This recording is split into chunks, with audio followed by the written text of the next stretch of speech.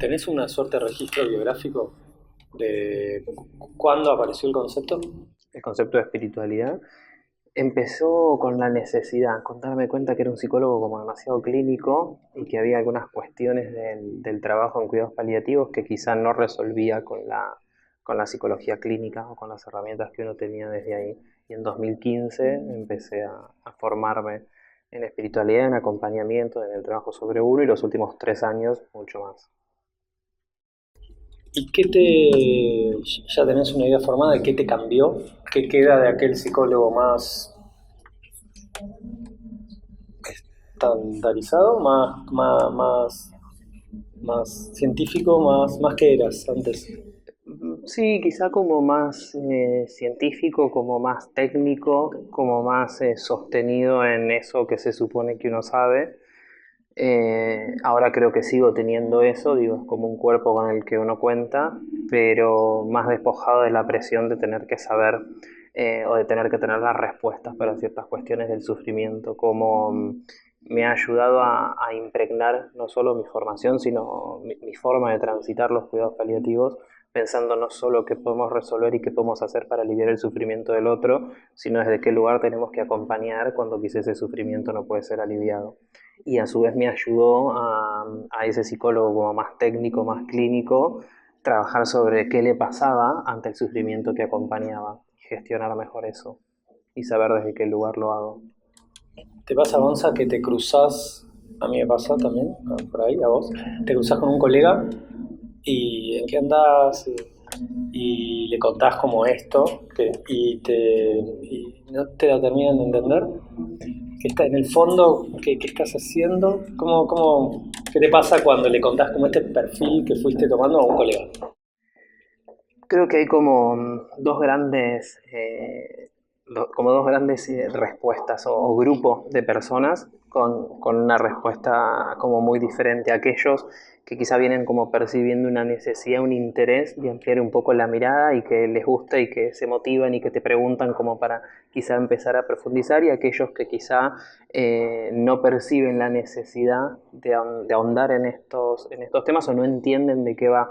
Y creo que acá hay una cuestión como educativa también de explicar qué es la espiritualidad en términos como concretos, como más prácticos, más anclados a lo que hacemos diariamente en nuestra práctica y que no quede quizá como tan posicionado en el lugar de lo religioso, lo místico o aquello que parece inalcanzable o tan disociado de lo terrenal y de lo que hacemos constantemente. Y a veces es más el ejemplo que uno da en actos y el modo en el que uno hace que lo que uno transmitió oralmente respecto a por qué es importante la espiritualidad. Y cuando te toca sí transmitirlo verbalmente, supongo que a espiritualidad le puede pasar algo parecido a cuidados paliativos, que cuando uno va haciendo la práctica va hasta, si se quiere, perfeccionando, aceitando, afilando la forma de explicarle a un otro qué es, ¿no? La forma como uno lo explicaba. ¿Cómo explicás? ¿Cuál es tu estado actual de explicación de qué es espiritualidad?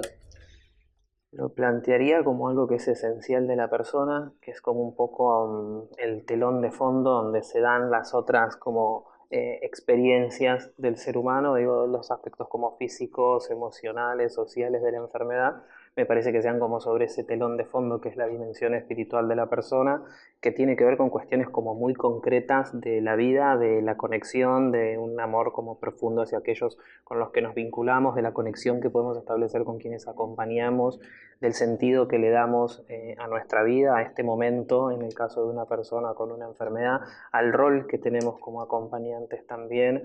Hoy por hoy, cuando hablo de espiritualidad, trato como de situarla en eso, en la práctica, asociada a la práctica, a lo que hacemos, qué sentido tiene para la persona y la importancia que tiene el desarrollo de la propia espiritualidad en los profesionales, que somos la principal herramienta de acompañamiento. Algo de lo que acabas de decir me hizo acordar que en el último congreso en Córdoba, Laura Ramos de Uruguay dio una charla muy linda de espiritualidad y creo que lo único, me acuerdo que fue muy linda y me acuerdo como algo que escuché por primera vez, que creo que es, vos lo dijiste en forma de telón, porque lo primero que yo fui escuchando de espiritualidad es que las áreas que nos componen, como somos la parte biológica, la parte y la parte espiritual. Y ella quiso romper eso y dijo, no es un área más, ¿no? Es eso sobre lo que transcurren las áreas. ¿no? Eso me parece que decías cuando decías Exactamente. telón, no es como una enumeración más. Que es un poco lo que vos preguntabas al principio, ¿no? De en qué uno nota que ha ido cambiando el modo en el que explica qué es la espiritualidad. Hace varios años atrás lo hubiese mencionado como las dimensiones, ¿no? Que hacen a la persona. Hoy, en las clases o en las presentaciones que hago de espiritualidad, planteo que a veces uno lo ubica como una dimensión para que pedagógicamente podamos transmitir qué cuestiones se trabajan ahí, pero que desde el perfil, desde el marco de referencias al menos del cual trabajo, que es este Foro Iberoamericano de Espiritualidad en Clínica, la espiritualidad es esencial a la persona y estas otras categorías que ayudan a organizar la experiencia y la información se van de algún modo y entrecruzando, porque a veces, y vos lo sabes como médico, no aparece lo físico por fuera de lo social o de lo emocional o incluso de lo espiritual, y esto es como ir, es un rol que es transversal al del profesional, al rol más de la disciplina, es un rol de acompañamiento que va ahí como a veces surfeando entre la intervención profesional y la actitud acompañada, pero no es una dimensión más como cualquier otra, sino la esencial. Es gigante la diferencia. A modo de despedida. El Gonza de hoy se encuentra con el, no sé si te tiraron huevos cuando te recibiste, digamos, con el recién recibido y le querés hablar de este tema. Le querés como contarle esto un par de años antes. ¿Qué te hubieras contestado a vos mismo?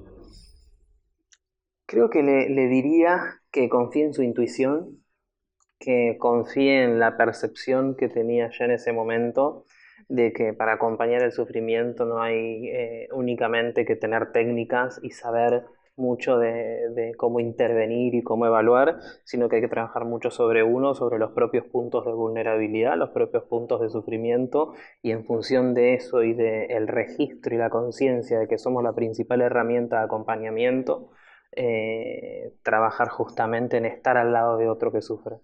Creo que lo animaría como a confiar más en su intuición, a animarse desde antes incluso a ser un poco más rupturista y a congeniar esas dos cosas, ¿no? El psicólogo clínico que trata de estudiar y saberse muchas recetas, pero también el que tiene conciencia de la importancia de la persona de quien acompaña. Y el Gonza de 20 y pico, ¿cómo hubiera escuchado este mensaje? Creo que bien, creo que por mi estilo de aprendizaje, con apertura, más si se lo hubiese fundamentado y demás, con un poco de escepticismo, porque creo que también y la espiritualidad tiene que ver con eso, con poder experienciar y con poder vivenciar eso que de repente después deviene en un cambio de posición.